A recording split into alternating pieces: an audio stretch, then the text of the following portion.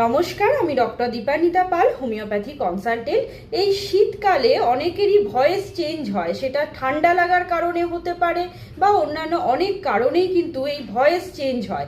এবং আপনারা যেটা ভুল করেন সেটা হচ্ছে আপনারা গার্গেল করতে শুরু করেন যাতে কিছুটা আরাম বোধ করেন। কিন্তু যখনই ভয়েস চেঞ্জ হয় তার মানেই আপনাদের ভাবতে হবে যে কোনো একটা কিছু সমস্যা হয়েছে আমাদের ভোকাল কর্ডে, তার জন্যই কিন্তু আপনাদের ভয়েসটা চেঞ্জ হয়েছে। এক্ষেত্রে আপনারা যেটা করবেন না, অবশ্যই গার্গেল করবেন না।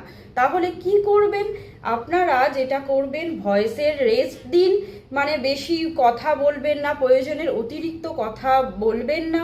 এরপরে যেটা করবেন, আপনারা নর্মাল টোনে ভয়েসটা ইউজ করুন, মানে খুব বেশি জোরেও কথা বলবেন না, আবার ফিস করেও এই টাইমে কথা বলার কোনো প্রয়োজন নেই।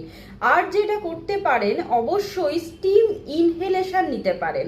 মানে আপনাদের গরম জলে একটা ডেচকি বা একটা বাসনের মধ্যে নিলে, সেই গামলার মধ্যে গরম জল নিয়ে যে স্টিমটা উঠছে সেটা নাক দিয়ে প্রবেশ করান, সেটাই কিন্তু আপনাদের আরাম দেবে। এই স্টিম ইনহেলেশন নিয়েও অনেকেরই অনেক রকম কথা থাকে। অনেকে বলেন আমি তো 10 মিনিট নিই, অনেকে বলেন আমি তো 15 মিনিট নিই, আবার কেউ কেউ 20 মিনিট নেন। মানে একটা কম্পিটিশনের মধ্যে আপনারা যান যে কে কত বেশি স্টিম ইনহেলেশন নিয়েছেন।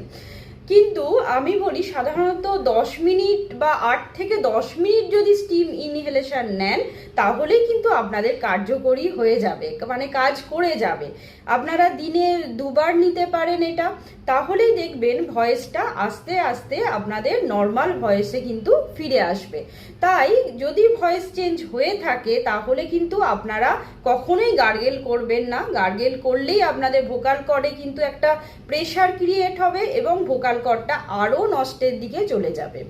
নমস্কার, সবাই ভালো থাকবেন এবং সুস্থ থাকবেন। এবং যদি ভিডিওটি হেল্পফুল হয় অবশ্যই শেয়ার করবেন এবং ফলো করে রাখবেন, যাতে ফার্দার যে হেলথ টিপসগুলো আমি প্রোভাইড করব আপনারা সহজেই পেয়ে যান।